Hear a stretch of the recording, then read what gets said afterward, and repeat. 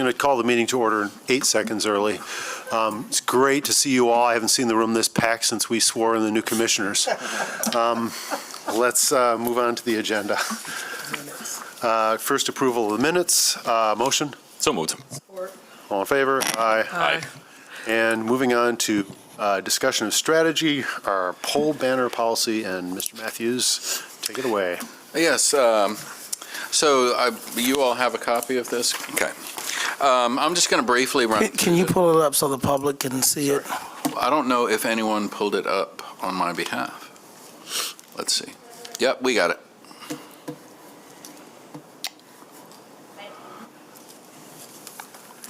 All right. There we go. Okay, so this is a conversation that started towards the beginning of this year. We had some complaints about some permits regarding pole banners, and as we started pulling things apart, we realized that outside of an SOP, we really didn't have an opportunity to go back and revisit how that program worked and whether or not it was meeting the objectives as they were originally laid out. So we've got about 400 of available pole banner or poles around town for installation of banners, and that program is currently managed through our electrical conduit and lighting group in environmental services.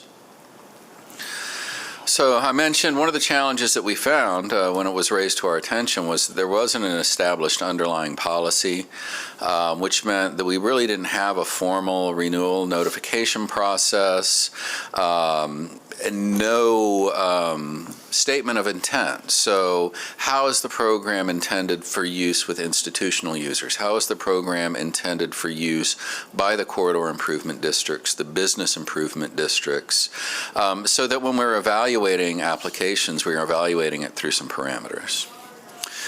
So I've been out meeting with our CIAs. I've had discussions with our key institutional users, talked to the law department. We did make some interim updates to our permit page to make it clear what we were able to do or weren't able to do in regards to the program. One of the important clarifications that we got from the law department is this isn't technically a permit, it's a license for use. And as a license for use, we have a lot more ability to create the rules and actually withdraw that license if we find that it's not being used appropriately. And then we developed a draft policy that's under review now.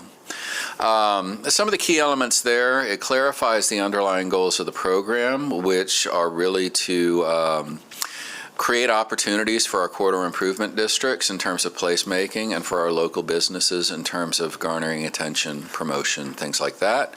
And then secondary to that, giving an opportunity for our institutional users to do the same in terms of placemaking. So you see Corwell, Van Andel, Performing Arts Center, things like that. We want to make sure that that's called out as well, because certainly anybody that's been to a sports stadium has seen around the sports stadium, you also have a similar promotion that kind of cross-promotes to the activities that are happening there. Then last, we wanted to provide clarity in terms of process timelines and the enforcement rights and responsibilities. So a couple of things that we did, the general use application that anyone can use, that window was reduced from 12 months to 6 months. We had a rolling 12-month process, which meant that on January 1st of 25, somebody could park on a permit on January 1st of 26. And there wasn't any renewal process other than who was the first one in the door. That's what created some of the problems this year that we're now working to resolve. We want to prioritize CIA utilization. They're going to have a period of first right of refusal. And then they're also going to have a right of approval for applications from any businesses that are outside of their corridor district. That allows them a little bit more control over the image and the messaging for their respective corridors. Yes, sir. Sorry, just, you know me by now well enough to, if I have a random thought, I just include it. So imagine you're uptown and you're frustrated that everyone goes drinking on Michigan Street in the hospitals and they don't come to your neighborhood bars because they're all drinking at the new Corwell bars. And you want to put a banner up on Michigan, on medical, on the medical mile saying, hey, uptown's just up the street. doesn't look to me from your summary like that possibility is incorporated, like cross-advertising from neighborhoods. So like that banner it'd be Uptown trying to promote Uptown, but it wouldn't be in the Uptown district. Do you have a provision for them to have a right of first refusal to do that over, say? Over an institutional user, you Right, mean? exactly. Over the library. Yeah. No? Not at this time. The way that it's written, the institutional users can get an annual permit, an annual license, and they'll have the right to perpetuate that for whatever period of time. It only applies to the ones that are immediately adjacent to their facility. Right. I would be interested in modifying the proposal a little bit because, again, that narrative of like neighborhoods and people getting out into the neighborhoods, not knowing what's around in the neighborhoods, particularly I can imagine around hotels. You might be like, hey, there's also Creston. There's also, Bridge Street. Like, have you thought about getting in an Uber and going over to Bridge Street? So drawing people out of the downtown core, because a lot of these locations are in the downtown core. So if the business districts have the opportunity, crudely speaking, to advertise themselves in the downtown core, that might be I think that'd be a useful improvement maybe to the policy. Mayor, so certainly an innovative thought. Maybe we can just speak more candidly about why we're doing this now and the fact that the Smart Zone could not advertise in their own corridor and thought they should be preemptively advertising for interest in their own corridor over anyone else. And I would think that would include people who are not in the downtown area. So I think if we did that, we would be fixing or addressing an issue that was not an initial problem. I'm not saying I'm opposed to it, but there could be unintentional consequences, and we'd be right back with some of the other institutions complaining about. Well, I think all this work is great. I think all the changes are great. I think we should, I just wanted to throw that out because we haven't voted on anything yet, maybe as a subtle option if we could figure it out. What you raised actually came up at a couple of the CIAs, I'll just mention briefly. And those are things that there may be other solutions for. For instance, one of the conversations I had with Granville was directional signage. So having permanent directional signage that directs people to those commercial areas could be a benefit, and that's something that I'm taking back and I'm bringing to the folks that might be able to affect it.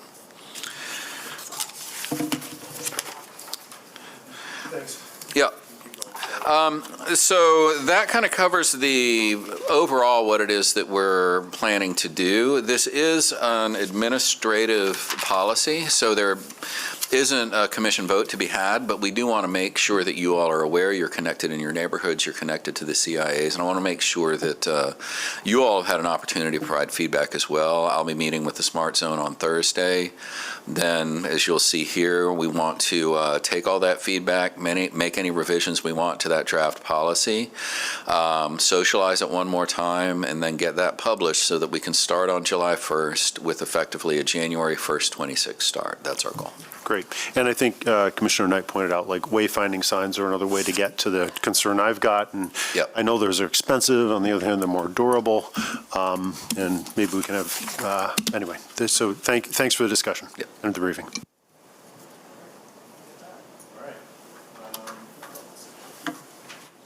Yes. Now I think we're ready for an update on the Development Center. Uh-oh.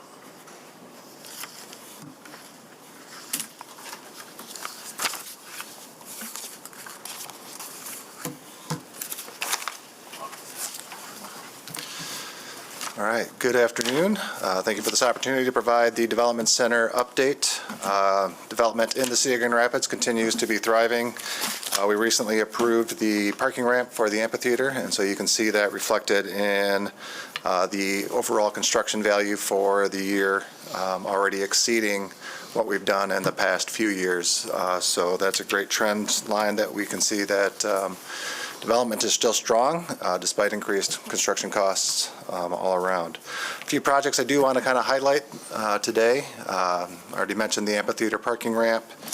In addition to that, we've also approved Habitat for Humanity, increasing our housing capacity by 5 additional townhouse units. On Leffingwell, Hexarmor is expanding their operation and developing that site on Leffingwell. And we are also seeing Mary Free Bed developing their rehab center, refurbishing that and modernizing that to this day. Timelines continue to be roughly around our targets for review response. At about 5 days is our goal. We're still hovering a little bit over that for land use development applications and commercial buildings, but we are also experiencing kind of that spring rush of applications coming in. So there's a slight backlog that we are working on addressing. So with that, I'll open it up to any questions if you have any.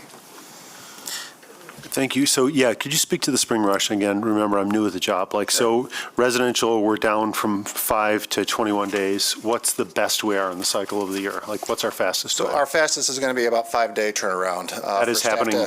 That's our target. That's our baseline for application plans to come in and process review, make sure that they meet all planning and zoning ordinance and building code reviews to get issued. So Okay. Oh, I'm sorry. So you're saying our experienced average is 5.32 over the course of the year? last 3 months. That's what we're kind of averaging right now. And that's when the permits are in our hands to be reviewed.